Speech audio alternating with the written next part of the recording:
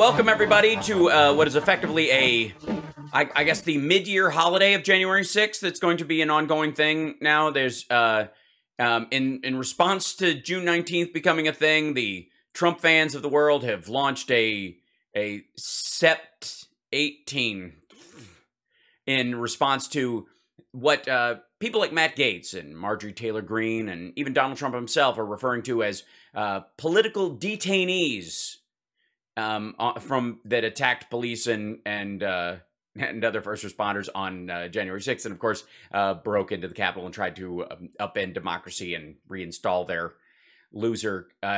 presidential candidate who failed. And those folks, the ones, the thousands that stormed the Capitol that day, stood out on the steps, defiling the place, even indeed trampling one of their own, who had apparently succumbed to some sort of what do we know? Do we know a full report on it? Last I heard was an overdose that occurred, and the trampling contributed to her death. Thank you, Hal Vickery, for the super chat. We are live streaming at infotainmentwars.com, and of course at our at twitch.tv/HalSparks, where using Amazon Prime you can subscribe and it won't cost you a dime. I'm just saying. Anyways, right now they are all gathering, and when I say all, I mean mostly reporters. They are all gathering on the grounds of the area they're allowed to be on, the grounds near the Capitol. And we have now got, let's see, I would argue at this point, it'd be lovely if we had a huge reach on the show where we could check in with a correspondent on the ground. But it seems from all the footage I've been looking at that there are more reporters and photographers than there are protesters. And I would argue at this point that perhaps we have a camera problem more than an insurrection problem. Obviously the police are taking every precaution this time. And when the police take every precaution, criminals who would normally, feel like they have free reign, tend to dial it back a touch, tend to tap the brakes. And that seems to be what's happening. Even former guy Trump released a pro-Jan 6 detainee against the Biden regime statement as if they are all collectively one Alexei Navalny. All those folks, he wrote I guess a document of support for those folks. And even still, none of his kin are showing up. There don't seem to be any of the speeches. I don't know that Rudy Giuliani is wandering around anywhere. Although, if you are at January 6th, the Justice for J6 rally, and you have a 15-year-old daughter, I would keep her close if Rudy is nearby. They've obviously set up. The gates are back. The big fencing is back at the Capitol, an ugly sight and a sad sight in a democracy, but necessary sometimes because, democracies can be messy sometimes. Some of the people in the democracy might, in the exercising of their individual rights to express themselves, might go beyond the legal level, the legal limit of that expression, and set fire to things and break things, which was a thing apparently that the Republicans were complaining about all last year. All last year we heard about how that every protest was a riot and every riot was the fault of the protest, even though we know full well that especially in Oakland and the San Francisco area and others, St. Louis, I believe, there are direct cases linking Boogaloo Boys to instigating violence in the hope that if they were violent towards police officers, if they threw projectiles or they fired projectiles at them, that the police would respond with violence, therefore causing the crowd to respond with more violence and then spark a civil war that they've been girding for a long time. I think ever since they were conceived by the Manson family on the Spawn Ranch, because if you'll recall, that was pretty much Charles Manson's plan. The helter-skelter plan, which he believed which was in fact a white supremacist plan. Just let's not forget that, in the annals of genuine white supremacists, all pejorative slings aside and concerns about the behavior of others aside, there is no question that the Manson family was a white supremacist organization. They were, they were a little, they were obviously a little nutty, But the plan was, if you'll recall, helter skelter, the plan was that eventually there would be a civil war, that blacks and whites would fight. Blacks would be physically superior and therefore win. This is according to Charles Manson. But they wouldn't be smart enough to run things, so they would need some white people to run things for them after they physically overtook all the other white people in the country and killed them.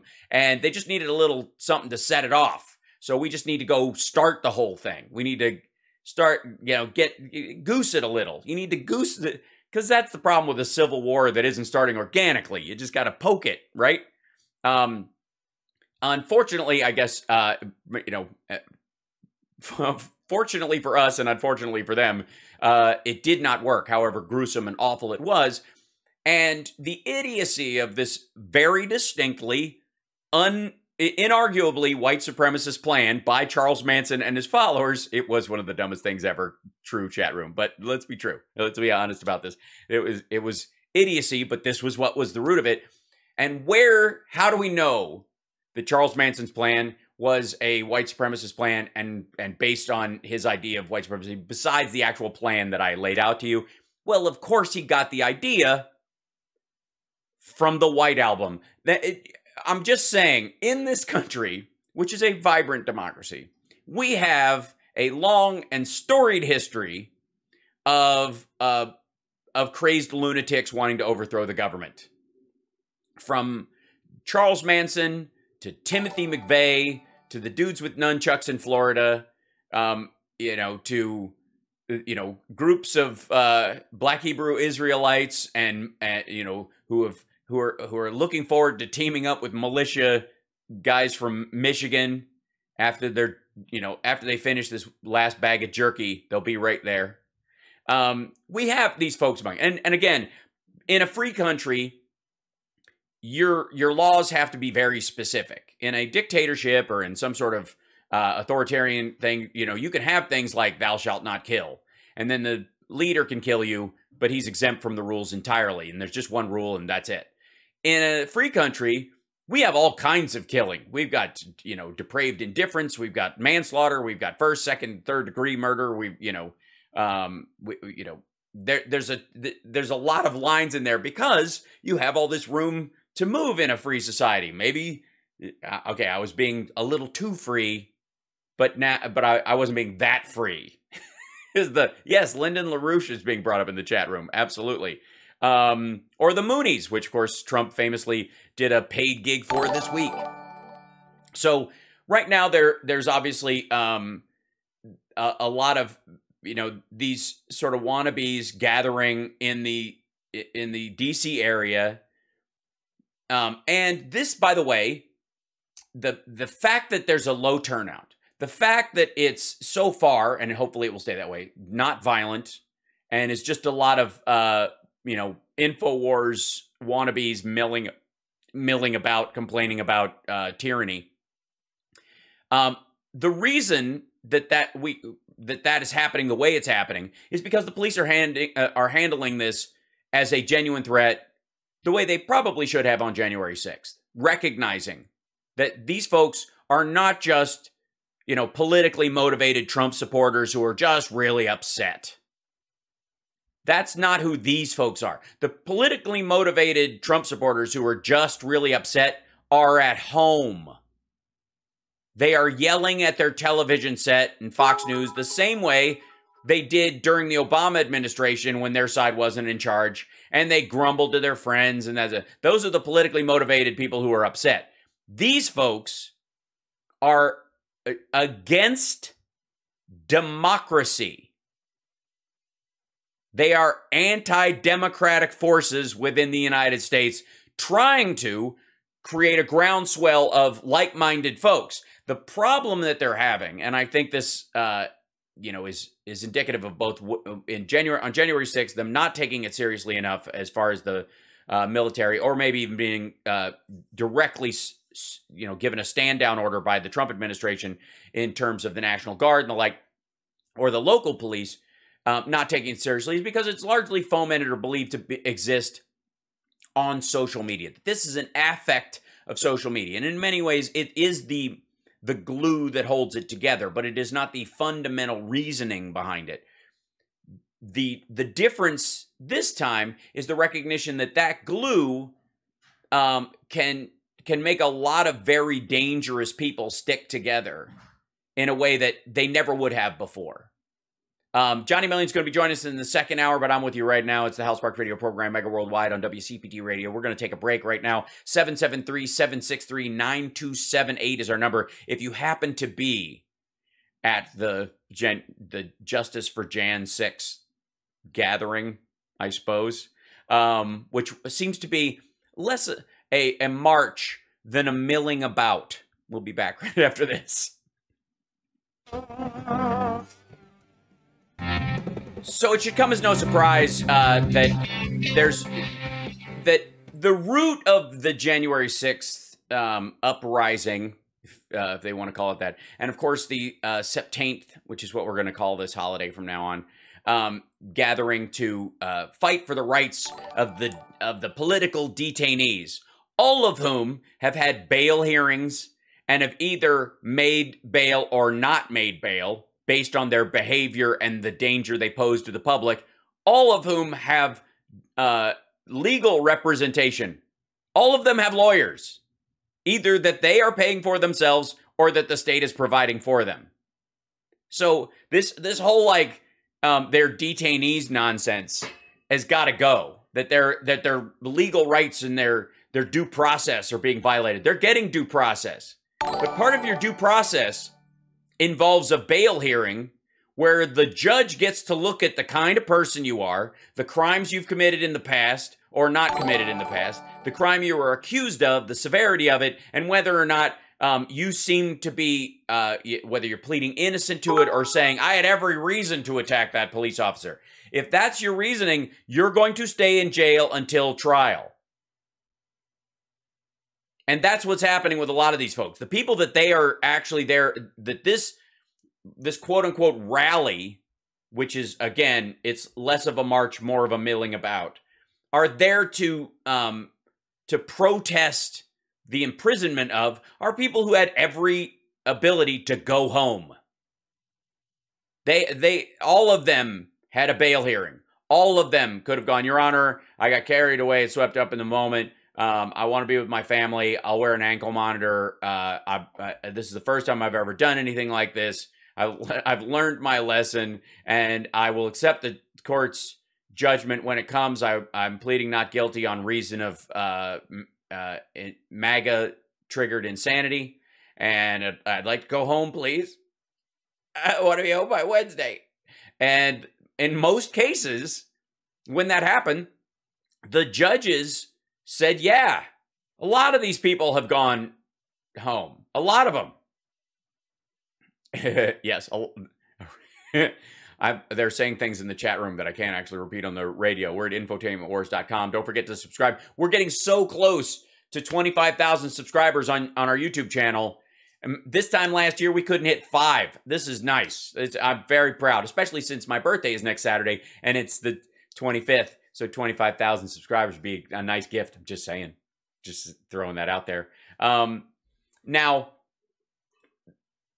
the idea that these folks are political detainees, when in fact, thousands of them that attacked the Capitol on that day have not been charged with anything other than trespassing, if they've been charged at all, and have been allowed to go home and scream at their ceilings and their television sets, means that there's no roundup happening. The people that are there are absolutely the crap de la crap of the January 6th insurrectionists, the people who engaged in violence, beating police officers with thin blue line flags, wiping excrement in the people's house, which they apparently believe is the people's outhouse in this regard. And so watching these people come out, and maybe that's why the turnout is so low. Maybe, and maybe this is me being, naive and hopeful. But the very fact that a lot of that the turnout is poor might be the recognition that, like, well, who are you marching for? The folks they were expecting are the people who would go to a Trump rally, who might, clap when they hear about the, January 6th people who are in jail and the stories that they hear about them, but they're not going to go and try to bust them out. It's not going to happen. And so you have a bunch of these folks trying to gin up this cause. Mike Collins, who's running, he's a congressional candidate, who's speaking today, says he's actually calling for, he announces, this is for Jackson, he's campaign kickoff for Jackson, Georgia. He's running down there. He has promised to stand up to liberal left-wing wackos, rhinos, elites, and even the Republican establishment, including Kevin McCarthy. There is no level of fealty that you cannot share with these folks to Donald Trump that will go unpunished. And if by some odd chance he becomes speaker and doesn't want to give me a committee assignment, then I'm fine with that. I'll make a great teammate for Congresswoman Marjorie Taylor Greene. That's what, the time for civility, the time for compromise, that's over with, he says. The time for bipartisanship is done. There is no compromising. I mean, I don't know. That's a direct quote from the Jackson, Georgia congressional candidate. What he's saying is the time for democracy is over. Because those are the essence. Bipartisanship and compromise is the essence of democracy. It is how you decide on things without violence. And what they've decided is that since they can't convince enough people that their ideas actually work, because every time they've tried them, they've failed, and because they actually believe that they should have the right to control all the levers of government without actually knowing how they work, Taliban style, they've just decided that the only way they can win is through attrition, which is anti-democratic. I don't know. There's no other way to put it. He told the Atlanta Journal-Constitution, these people deserve their day in court. Everybody deserves their day in court. And I'm going up there to say these people need their day in court, and it's time for it to happen. They are all going to get their day in court. Everybody that is detained because of their participation in January 6th has had a bail hearing where the judge has decided that they are a danger to their fellow citizens, their family members, and others. A lot of these assholes have, sorry, I swore. I forgot I was on the weekday show. Pardon me. A-holes, beg your pardon. Thanks, sorry, Chicago. A lot of these folks have, domestic violence charges, other issues in their past that made the judge decide, well, in your case, we've sent some other folks home because this is the first time that they've attacked. This is the first time that they've, gone over the line. And even though what they led to, what their actions led to was so egregious, what they took part in was so violent, even though, because they have no previous criminal charges, we're going to let them go home and wait out the period leading up to their trial at home. Now, I would like to remind you, and I'm sure we have folks in the chat room and those of you at home that are that during the pandemic found yourself binge watching a lot of true crime or watching Manhunter or Mindhunter or other shows like that. Manhunter is the original first Hannibal Lecter movie. And watching those, you will know that the BTK killer had no criminal record before he was caught. After, strings of murders and assaults and all kinds of horribleness, no criminal record. As held true for the Golden State Killer. Absolutely. Your Honor, my client has never even had so much as a parking ticket. Yeah, but the crimes he's accused of are pretty awful, and the state has a lot of evidence that they have presented a preliminary review of to me. And in that evidence, there's videos that pictures he took of himself with the bodies. I don't think he can walk around while we're waiting for trial. I know it might be a couple of years till we get to trial, but that's it. I'm concerned about the public at large. Meanwhile, by the way, everyone on the right wing right now will tell you that the crime spike that is experienced is because DAs are letting too many violent criminals out on the street. That people with rap sheets as long as a CVS receipt, quote unquote, are being let out of jail when they're caught by liberal DAs, and then they're going on to kill more people. which is a worthwhile conversation to have. But if you're going to have that conversation, then you certainly can't look at the January 6 folks who are being kept behind bars awaiting their trial because they are a danger to themselves, their families, and the public at large, and go, yeah, but those people are different. Well, why are they different? Well, because they're Trump supporters. They have praised fealty to our Lord and Salivator Donald John Trump. That's why. They should just be let out. I agree with them. That's why. We got to take a break. We'll be back right after this. It's the House Sparks Radio program, Mega Worldwide. Now with fewer swear words, I promise, after the break. We'll be back right after this. The rally has gotten to the speeches part. Let's check in live with some of the speeches that we might hear from the Jan 6 rally. I'm not sure who this gentleman is. We'll see. The prisoners and our fellow American citizens. My son was with me 100% of the time on J6. When the FBI came so you should be in jail too. to my doorstep and interrogated me for an hour and a half. Oh, they're just cutting around? Room in the White House. They're going to sell my house for back taxes. I'm going to need a place to live. I hear Lincoln's room is available. However, my son... What's your name? Geraldine Lavelle. Can you spell it? Oh, good Lord. Yeah, there are literally, as I'm looking at this, there's a guy talking on screen who's one of the January... This is basically the January 6 adjacent folks, people who were either under guilty conscience, they should be in jail as well. But there's a, there are dozens, as they're interviewing people, there are more people doing interviews than are being interviewed at this thing. I think America might have a photojournalism addiction.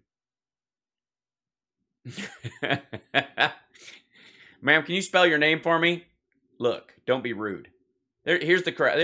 I found a shot of the crowd. Okay, so again, there are more cameras at this thing than there are folks that are there to speak. Like, it's hard to get. I feel bad for the people wanting a front row seat watching this thing happen. Americans and the police officers that perished on J6, please bow your heads and give them a couple minutes of silence and ask for God to bless them.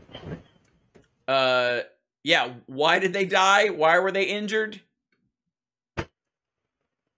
Yeah. As they spin across the crowd, there are I mean, it's not a huge gathering. It's thankfully rather pitiful, but it is peppered across the way with every wannabe Vice documentarian that could possibly make their way to DC.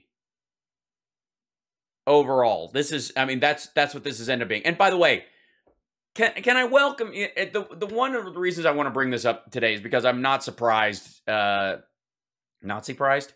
No, I'm not surprised that the turnout was low and that this isn't actually ginning up much of a response. In the same way that most of the people who go to Trump's rallies go to all the rallies. There's huge groups of them that brag about, you know, and thank you, by the way, Benny Loco and John Schultz and Luis for the super chats today. Bless you guys for that. And Hal Vickery and, of course, I think that was, yeah, Seattle Suzy Q. Thank you so much.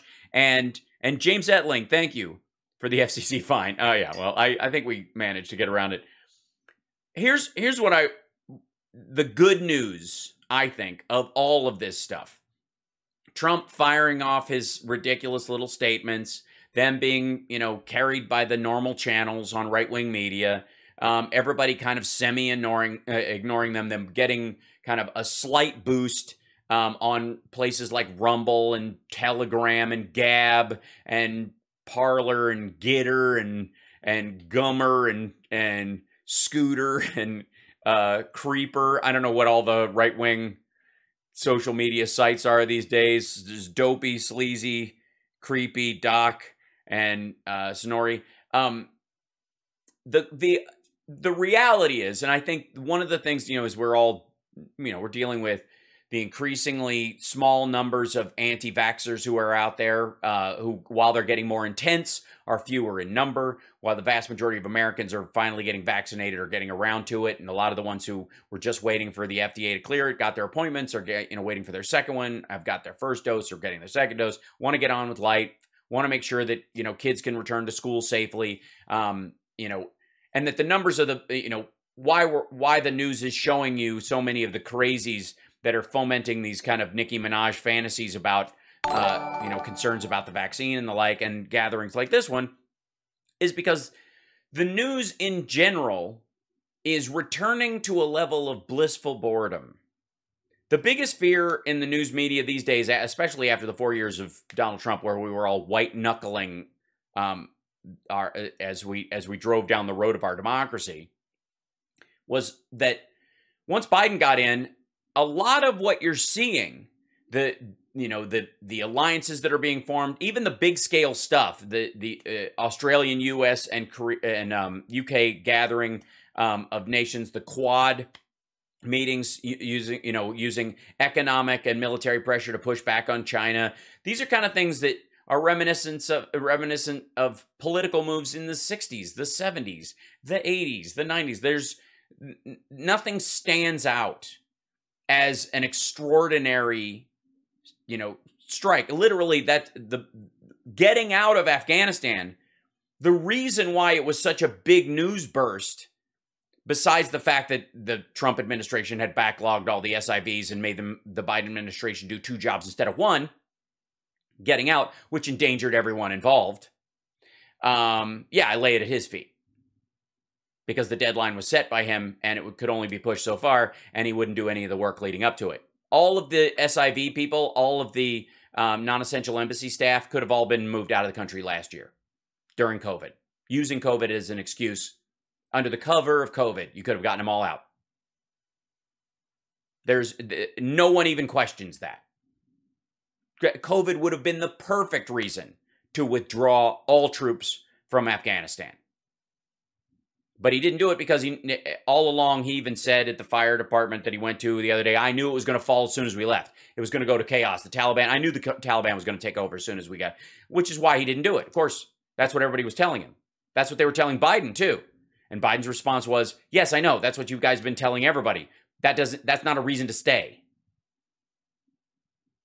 And now, after we get through this hump and we're dealing with a crush of Haitian migrants at the border, which you could time directly to the assassination of the Haitian president a few weeks ago, a normal reaction, a normal occurrence you could expect. And they're going through the process of either direct expulsion or allowing some families in, but individuals are being expelled as they come forward. So they just go to the back of the line. So the line keeps growing because it's a small stack of people added to the same people being sent back, and they just are trying again and trying again and trying again. And this happens all the time at the border. We know this. It's been happening forever. You know how you solve it? Comprehensive immigration reform, which the Democrats and Joe Biden are presenting, and that we should finally get around to. It's got bipartisan support. There's a bill, but bipartisanship and an actual functioning immigration system, that's boring. You can't get people angry and scared to the polls. They have to start voting because they care about democracy and want the best version of a good plan, not the lesser of two evils and freaking out and all that kind of stuff, and calling the other side evil. So the blissful wave of boring government, the deep sleep people can have with someone like Joe Biden at the helm, dealing with even the most difficult issues. I mean, obviously, there's slight differences if you live in Florida or Texas or South Dakota or places where they're running out of hospital beds because your governor refuses to take the necessary precautions in an emergency, as if they're... It is literally become a situation in governors of pro-Trump states that they must show their fealty towards Trump by mitigating any support for the health and safety of their own citizens against COVID, so that they don't upset him or the minority of his supporters amongst the Republicans in their state, which are often the majority of the voters in their state, for fear of scaring the primary voters, the psychopaths, that are, you know, maggots and Trumpsters among them, for fear of driving those folks away, or even the violence that they get threatened with if they dare do, like the recent Ohio congressman who's not going to run next time because of threats against his family because he voted for impeachment. For fear of that, they are willing to sacrifice their own citizenry and, in every single case, their own voters. Because when you hear 98% of the people who are dying are unvaccinated, and 95% of the people who are hospitalized are unvaccinated, what you're hearing is, at this point, people who voted for Donald Trump. And let me be abundantly clear, I've said this in the past and I will say it again. I wish no one ill in this circumstance. I do not revel in the fact that these people are being put on ventilators and saying goodbye to their families via FaceTime. Being crazy or being stupid is not a capital offense in my book for anyone. You can disagree. Many people in my chat room do with me. This is my line. This is where I draw my line, and ethically, morally. And these governors, all of them, it is if, remember when Trump was talking about the hurricane reaching Alabama and he used his Sharpie to draw that line? And the governors of those states had to shore up their hurricane defense and go on television and say, yeah, we're prepping our FEMA stuff. Not only to let Trump know that they're in on it with him. They will, you know, they'll protect his lie, protect his ridiculous Sharpie stunt by pretending it's genuine. But also talk to the Trumpsters in their own state, going, yes, I take Trump King of Weather's word over reality. Don't get mad at me. And so Jacqueline in our chat saying they're victims of propaganda. Yeah, that's exactly what it is. And a level of propaganda that predates Trump and has been, you know, ginning up for years, that start with everything from flat earth conspiracies and the zeitgeist movies and the viewership that supported them and the artificial bot viewership that pushes those things to the top, so that you spend all of your time questioning your country, your government, and its function or its worth as a democracy, and ignore the growing threat of Russia or what China is doing with the Uyghurs, or expansionism in the South China Seas, those kind of things, which normally would be the international worries of the American people, because they're concerned for the freedom of other human beings on the planet. We'll take a break. We'll be back right after this. It's the House Park Radio program, Mega Worldwide, on WCPT Radio, Chicago's Progressive Talk, 773-763-9278. We'll take your calls. Welcome back to the show, everybody. So we were tuning in to some of the speeches that were on, oh boy. So this, I'm blitzing on the young man's name. We'll just call him Lex Loser. I like that. I think that works. He makes an interesting statement. I'll see if I can grab the piece of it here. Democrats agree with that. Hold on. So this is the idea. He's presenting to these folks that the majority of Americans believe that the people who are arrested on January 6th, who are still in jail, are indeed political prisoners. That the majority of Americans believe this. We actually have one person who's also here, or a couple that were also with us at the United Nations a few weeks ago. Can we hear from y'all? Yeah, they're the same people, dum-dum. But you see the crowd now. Yes, for those of you that haven't seen this guy, let's see, I might be able to find, his info, but the guy who's actually coordinating it, if you want to know what he looks like, if you ever watched the game Hitman and decided, I wonder what an 8-bit version of this game would be like, that would work. But I do think Lex Loser actually works great. I think that'll stick. And this is because of persistence. Our message is reaching our fellow American citizens. No, it is not. It is largely empty. We already have poll numbers that show essentially half of the public believes that the government is holding political prisoners. That essentially says Rasmussen. And it's not partisan. 45% of Democrats agree with that. Now imagine actually hearing that. You went all the way to D.C. for this rally, even though your father told you not to go because it's probably a honeypot. And some of the the chat rooms you're on are like, dude, it's just an FBI sting. Don't go. But you did anyways because you really want to show your support, and you're not afraid of these jackbooted thugs. And so you go all the way to D.C., stand in a crowd where you and your supporters of this message are outnumbered by photojournalists 2-1, and the guy who put the thing on, who knows full well that there's more press there than people, than regular people. The press are people too. I'm just saying. 3-1. It's about nobody now. Yeah.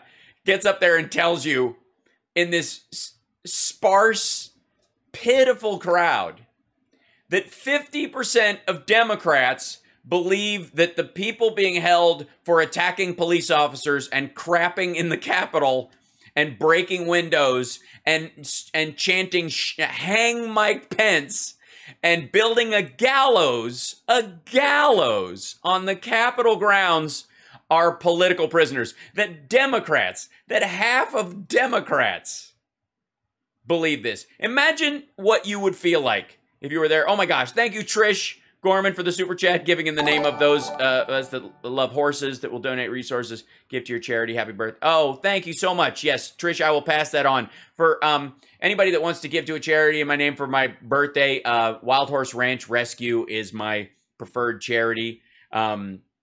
I also support Project Angel Food, if that's more your speed. But both of those would be lovely, and they both deserve all the help they can get. So there you go. I will be posting links all week. Anyways, Lex Loser, who put this on, is telling a crowd of 19 sympathizers and 600 photojournalists that 40% of Democrats actually think that January 6th folks are detainees held by held illegally as political prisoners by the Biden regime.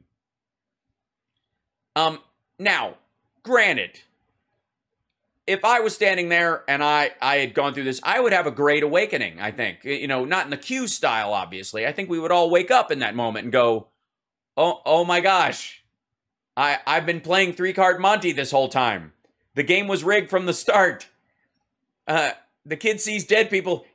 I'm dead. I've been dead this whole time. Like every single realization moment you could possibly have that you've been suckered would come just barreling towards your prefrontal cortex and scream at you to go home.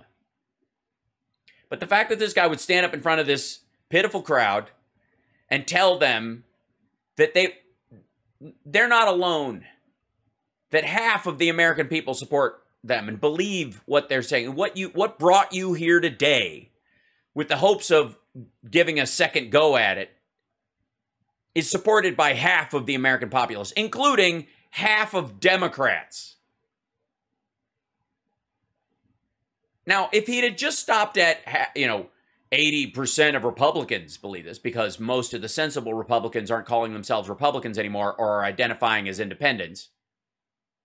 Just like after Bush 2 and the Afghan-Iraq debacle started, a lot of, what became the Obama independents, people who just voted against that to prove that I'm an independent. I voted for Bush twice and I was a registered Republican, but I'm an independent now. And to prove my independent bona fide, I'm not ready to be a Democrat, but I'll vote for Obama because I don't like the other guy and it will just stay in there. And I want to prove that I want to get us out, even though I voted twice to keep us in. That those people have all left again. They run for the hills from their, the big R on their shirt. They hang up the jersey when they're too embarrassed. And those folks aren't included in these kind of polls anymore. When Rasmussen calls people up and says, "Are you a Republican?" They go, "Yeah!" Then Rasmussen asks them the rest of the questions. If they go, "Are you a Republican?" "Well, I was registered as a Republican." Hello?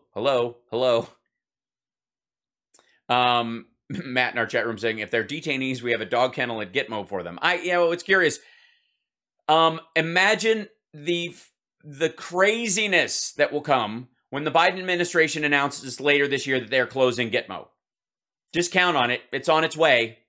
It's in the works. It's in the chute. I'm not a part of the administration. I don't have any inside track, but I'm just telling you as somebody who's right as often as you can predict people who are unvaccinated end up in the hospital 95 to 97% of the time. I got a pretty good batting average that's going to happen either by December or January.